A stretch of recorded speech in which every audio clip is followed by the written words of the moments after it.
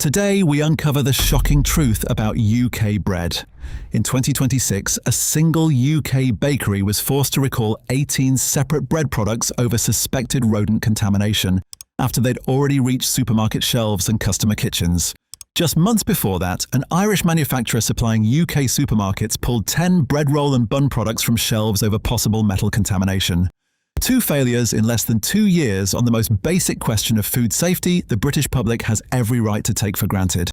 But here's what they don't tell you. The bread we grew up with, the bread our grandparents made from flour, water, salt, yeast, and thyme, has been quietly stripped away, not all at once. One process change at a time, one ingredient swap at a time, one regulatory loophole at a time, and now you're standing in a supermarket bread aisle holding a bag where the first ingredient is wheat flour and the last ingredient is something with a number, wondering why bread doesn't sit right with you the way it used to. Somewhere along the line, bread stopped being bread and started becoming a processed industrial product. Engineered for shelf life, not for nourishment. For factory throughput, not for the people eating it. Just a few decades ago, bread was made the way it had been made for 10,000 years. Flour ground hours earlier, dough fermented overnight, loaves baked the same morning they were eaten. Today, almost all of it is produced in factories where the dough rises in under 3 hours instead of the traditional 12 to 16, beaten into shape by machines that didn't exist when your grandfather first learned what bread was supposed to taste like. You can't know which farm the wheat came from. You can't know what it was sprayed with. You can't know what additives are doing the work that fermentation used to do. And the companies selling it to you would prefer you didn't ask. Because when you start asking questions, you realize the whole system has moved so far from what bread is supposed to be that calling it bread feels almost generous. And then there's what happened in 2024. Britain's Real Bread campaign formally accused 7 of the UK's 10 largest supermarket chains of misleading customers with freshly baked claims on the bread sold from their in-store bakeries. The bread wasn't freshly baked. It wasn't even baked there. The loaves were produced in factories elsewhere, partially baked, frozen, and shipped in, with the final 10-minute reheat happening in the in-store ovens. Some of those frozen products carry shelf lives of up to 2 years between manufacture and rebaking. 2 years sitting in a freezer before reaching your plate as freshly baked bread. The smell of fresh bread filling the supermarket. That was the smell of frozen industrial bread reheating. The smell was the bait. Nature makes food simple. Industry makes it complicated. And what you're about to hear will make you rethink every loaf in your bread aisle. We've gone through the major bread brands sold in UK supermarkets, and we'll expose the 7 products you need to know about. Then I'll tell you the 5 that are actually still worth buying. But before we get into it, hit that like button and especially that hype button right now. Because every time you hype this video, it reaches thousands more people who deserve to know the truth. YouTube's algorithm doesn't care about what's right, it cares about what's getting hyped. So when you click that button, you're forcing these companies to notice. You're telling them that people are waking up and they can't hide behind packaging anymore. So hype it, share it, make some noise, because silence is exactly what they're counting on. Let's start with Warburton's, one of the most trusted names in British bread. The branding looks reassuring, the packaging feels traditional. The name carries weight, the kind that makes you reach for it without thinking. It's the best-selling bread brand in the UK. In nearly every kitchen in the country, what most people grab without questioning, because Warburton's feels like a British institution. And institutions don't get questioned the way they should. But once you look behind the label, you find a system more industrial than most shoppers realise. Warburton's uses a method called the Chorleywood bread process, developed in 1961 at the British Baking Industries Research Association in Chorleywood, Hertfordshire. The point of it was to manufacture a finished loaf in under 3 hours instead of the traditional 12 to 16. They achieved that with high-speed mixers that beat air violently into the dough. Extra yeast, hardened fats, and chemical improvers that force a fast rise where time used to do the work. When bread is made on this timeline, every meaningful piece of bread chemistry gets lost. You can't develop the gluten naturally. You can't break down the phytic acid and lectins that interfere with digestion. You can only fake the result. Roughly 80% of bread eaten in the UK is now manufactured this way. Britain industrialized bread harder than any other country in Europe. Flip the bag over. You'll find E472E, an emulsifier added to compensate for the fact that real fermentation never had a chance to do its job. Further down, a flour treatment agent that often contains L-cysteine, an amino acid that can be derived from duck feathers or human hair. The FDA classifies it as safe. That doesn't change what it is. The bloated feeling some people get after a Warburton sandwich isn't a personal sensitivity. It's what happens when the factory skips the fermentation stage and leaves your gut to do that work instead. That isn't British baking heritage. That's industrial bread with very good marketing. Next, Hovis, which built its entire brand on nostalgia. The boy on the bike, the cobbled hill, the Dvořák New World Symphony. Wholesome British heritage compressed into 30 seconds of advertising. Then you turn the bag over. The standard white loaf often contains caramel colouring. Not brown sugar. Industrial caramel colouring is produced through chemical reactions that create compounds including 4-methylimidazole. California's Proposition 65 lists it as a substance known to cause cancer. The FDA, the European Food Safety Authority, and Health Canada have all reviewed the same evidence and concluded that levels found in food are too low to pose a significant risk. They may be right, but those assessments are based on average consumption. Is one slice going to harm you? Almost certainly not. The question nobody's answering clearly is what happens when you've been eating it 3 times a day for 30 years. Exposure over time is precisely what Proposition 65 was designed to flag, and why the debate hasn't gone away. Hovis also uses heavily refined palm oil chosen because it's the cheapest stable fat on the market, and soya flour in there because it's cheaper than wheat flour and helps the dough rise faster, unless it specifically says organic. That soya is one of the most heavily glyphosate-sprayed crops on Earth. And then there's the wholemeal trick. Real wholemeal flour is flour that was never separated from its bran and germ. Modern industrial wholemeal is white flour stripped of its bran and germ, then partially added back and labelled wholemeal because the regulation lets you do that. They destroy the nutritional structure, then reconstruct an imitation of it, and charge a premium for the appearance. The boy on the hill never ate this. Hovis is selling you a memory. The bread inside the bag is something else entirely.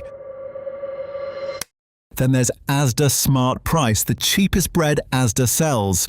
At this price point, it's worth understanding what you're actually buying. Smart Price is bread engineered around exactly one question.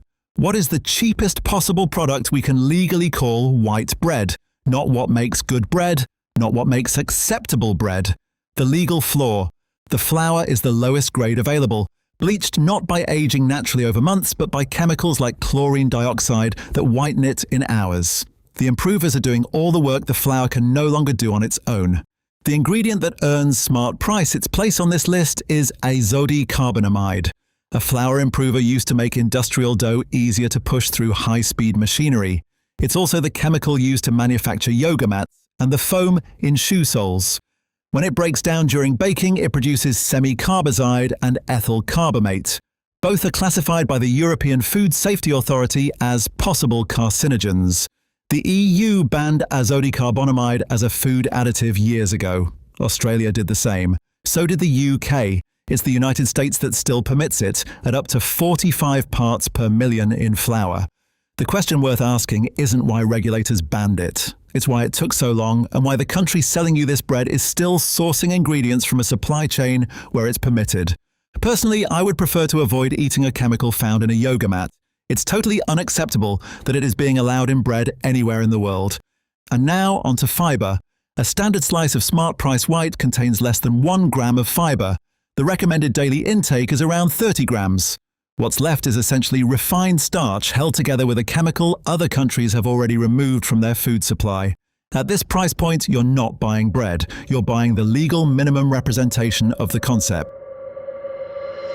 Now, Aldi Village Bakery. Same production philosophy as Asda Smart Price, different supermarket, but Aldi earns its higher position for a specific reason that Asda doesn't. Aldi has fairly built a reputation for quality across other categories. Their cheeses win blind taste tests. Their wine outperforms bottles 3 times the price. Their butter is excellent.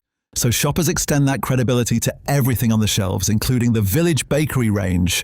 That credibility transfer is doing enormous work for the bread that the bread itself hasn't earned. It's the same Chorleywood industrial loaf available everywhere else, dressed in branding designed to suggest a small village bakery in the Black Forest. The standard Aldi white loaves contain some of the highest salt levels found in any UK supermarket bread. Up to 1 gram of salt per 100 grams. 6 slices a day, normal for someone having toast for breakfast and a sandwich at lunch, gives you 2.4 grams of salt before dinner. The NHS daily limit is 6 grams total. Excess salt damages the lining of blood vessels. It forces the kidneys to work harder. It causes calcium to leach from bones. That last one matters particularly for women after menopause, when the natural drop in estrogen is already accelerating bone loss. This isn't a minor packaging detail. It's a direct osteoporosis pipeline running through your weekly shop. Some of Aldi's specialty loaves have also been documented as containing potassium bromate, a flour improver banned as a possible carcinogen in the EU, Canada, Brazil, and China. Most of it converts to potassium bromide during baking. Most, not all. The cumulative effect of eating it daily for years is something the regulatory authorities in those 4 territories decided not to wait around to find out. The superseded range is where the deception becomes obvious. The packaging is covered in seeds. It looks nutritious. The base is refined white flour with added gluten, and the seeds are sprinkled on the crust for appearance. That isn't German efficiency. That's German efficiency without the German standards. Then there's Little Baker's Life. This is the one that's going to cause arguments because the in-store bakery section feels real.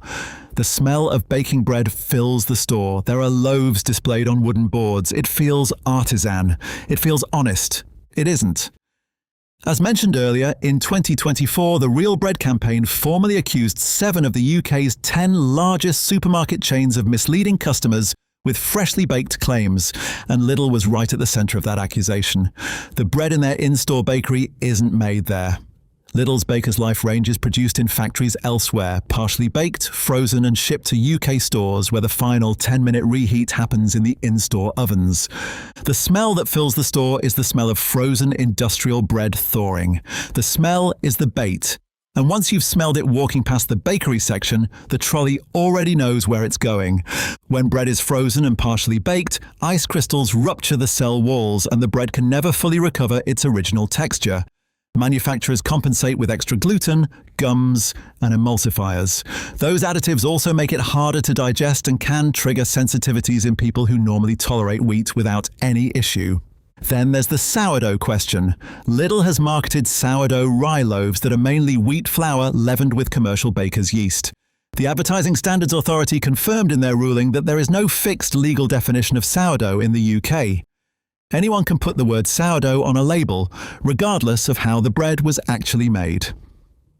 Little Baker's Life white bread also exceeds 1 gram of salt per 100 grams in some lines, and contains dextrose, which is just another form of sugar.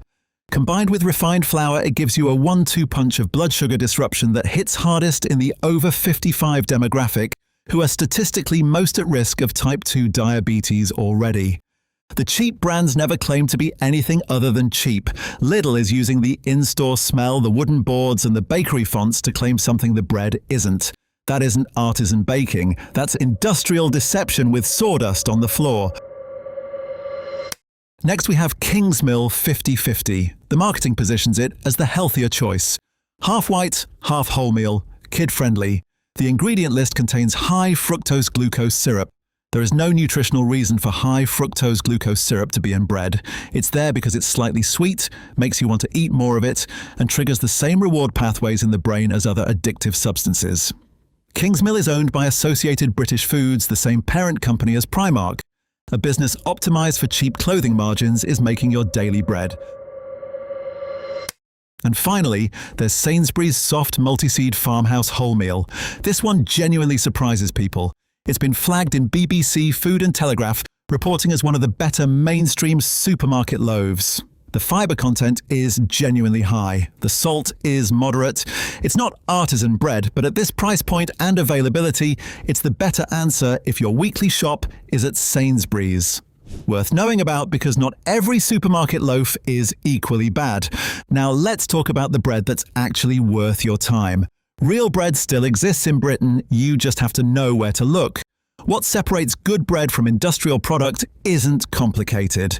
A short ingredient list, ideally under 7 items, all of them words you can recognize. Real fermentation, ideally sourdough fermented for at least 16 hours. Wholemeal flour where the bran and germ were never separated. And ideally organic certification, the only way to guarantee the wheat wasn't sprayed with glyphosate before harvest. When you find bread that ticks those boxes, you can taste the difference immediately. There's a chew to it, a flavor that develops on the tongue. It feels like actual food. So here are the 5 options you should be looking for.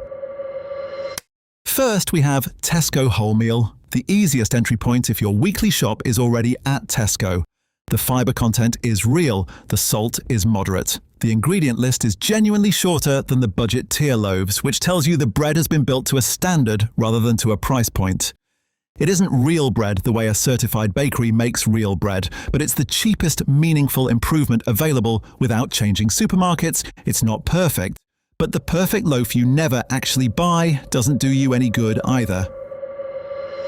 Next, Daylesford Organic, founded in the Cotswolds by Carol Bamford on a working organic farm with bread baked in the on-site bakery using flour milled from organically grown grains. Available at Waitrose Ocado selected M and S lines and their own farm shops. The wheat is certified organic, which means no glyphosate desiccation pre-harvest, no synthetic herbicides, no chemical fertilizers in the soil. That single fact addresses the largest hidden contamination problem in industrial wheat. Glyphosate has been detected in over 70% of non-organic wheat products tested. If you've been eating Chorleywood bread for 30 years and you switch to a Daylesford sourdough, the change in how you feel after eating bread is immediate. Daylesford isn't selling you nostalgia, they're selling you the actual thing. Bertinet Bakery takes 3rd place, founded by Richard Bertinet, a French baker who's been training British bakers in proper fermentation technique for over 20 years. Sold at Waitrose, Ocado, and a growing number of independent retailers. The sourdough is genuinely fermented for 16+ hours. The country bred, the malted, the seeded, all built on actual fermentation rather than chemical shortcuts. The texture tells you immediately. There's a chew to it, a crumb structure that doesn't compress to nothing in your hand. It behaves like bread because it is bread. 4th is Hobbs House Bakery, a 5th-generation family bakery in the Cotswolds run by the Herbert family, with Tom and Henry Herbert known to many UK viewers from their television cookery work. The sourdough is built on a long-maintained mother culture they've kept alive for decades, stocked at Ocado, Waitrose, and direct from their own retail. The fermentation is among the longest of any commercially distributed UK bread, typically 36 hours for the signature loaves. That length of fermentation breaks down phytic acid and lectins almost entirely. People who report difficulty digesting commercial bread often eat Hobbs House sourdough without any issue. Not because they were imagining the problem before, because the chemistry is genuinely different. This is what Lidl is pretending to be when it dresses itself up with sourdough fonts and wooden display boards. And 5th is Wild Farmed, the most interesting development in UK bread in the last decade.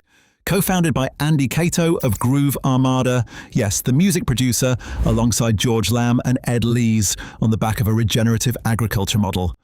They source heritage wheat varieties from a network of UK farmers using regenerative methods. No glyphosate, no synthetic fertilizer. Real soil ecology. The wheat is stone-milled, retaining the bran, germ, and natural oils. Here's what separates it from everything else on this list, good and bad. The other premium options each do one thing well. Bertinet does fermentation, Hobbs House does long sourdough, Daylesford does organic. Wild Farmed addresses every part of the chain at once, the soil, the wheat variety, the milling, the fermentation. It's the closest thing available at proper retail scale to the bread your great-grandfather actually ate. Now stocked at M&S, Waitrose, and a growing list of independent retailers. A century of industrial bread engineering against a few years of doing it properly. The competition isn't particularly close. So there you have it. 7 bread brands to know about and 5 actually worth buying. And if you made it this far, you now know more about the UK bread industry than 99% of people standing in the bread aisle right now. You know which companies are using a 1961 manufacturing process designed to bypass real fermentation. You know which ones are using freshly baked as a marketing line for frozen industrial loaves shipped in from abroad. You know which chemicals are sitting in your sandwich that other countries have already removed from their food supply. And most importantly, you know that real bread still exists if you're willing to look for it. Now here's what you actually do next time you're in the bread aisle. Flip the loaf over and look at the back. Find the ingredient list and ask 3 questions. What is the first ingredient? How many ingredients are there in total? And does it contain emulsifiers, dough conditioners, preservatives, or sugar in any form? If the first ingredient is wholemeal flour, the list runs to under 7 items, and you can pronounce all of them. You're looking at real bread. If the first ingredient is wheat flour, the list runs to 20 items, and several of them are codes you don't recognize. You're looking at an industrial product wearing a bread costume. And if none of the brands we mentioned in this video sound right for you, you can always make your own. Nothing beats homemade. Hit that like button, and especially that hype button, because every single hype pushes this video to more people who need to see it. So hype it, share it, leave a comment telling me which food or product you want me to investigate next. And if you haven't subscribed yet, do it now, because there's a lot more to uncover.